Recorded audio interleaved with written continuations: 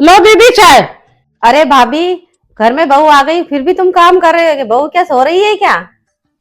अरे नहीं दीदी, ले देखो आ गई बहू।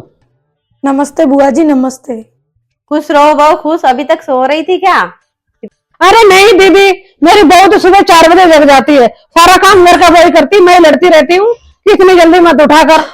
तो बैठ जाओ ना, खड़ी क्यों हो तुम? हाँ। बहू घर में कुछ काम भी करती हो कि दिन भर रील बनाने में लगी रहती हो?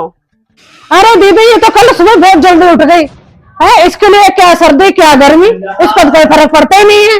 मुझे मना करना पड़ता है इसके लिए तो कि मत काम कर, सर्दी जाना है। मैं तो एक काम को हाथ नहीं लगाती हूँ, सारा काम घर का ये करती है। अच्छा बुआ जी, आप और मम्मी जी बातें करो, मैं आपके लिए खाना वाना बना देती हूँ। अच्छा ठीक है बहू। हाँ। अरे भाभी, आजकल तुम बहुत चालाक हुई, हर बात पे पर्दा डालने लगी हो तुम। पर्दा? मैं क्यों डाल रही हूँ पर्दा दीदी? बहू सो रही थी ना आपकी। पर्दा डालना, चालाकी करना, हर चीज तो दीदी मैंने तुमसे सीखा है। दीदी याद है जब तुम्हारे लड़के को देखने वाले आए, इतना सारा नाश्ता तुमने क्या बोला कि मेरी छोरी ने ही नाश्ता बनाया, जबकि उसको तो ढंग से चाय बनाना भी नहीं आता है दीदी। अरे भाभी, गुड़िया का रिश्ता, इतना झूठ तो चलता ही है। और दीदी ये बात तो तुम्हें पता है कि तुम्हारी लड़की कितनी नालायक थी। एक बात किसी की नहीं सुनती थी वो, और 2 बात सुना और देती थी।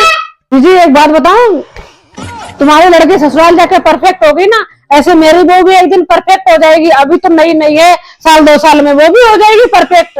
पर बात कहने का मौका नहीं दूंगी मैं किसी को। कोई मेरी बहू से कुछ भी कहे, चाहे कितने भी मुझे पर्दे डालने पड़ जाए अपनी बहू के ऊपर।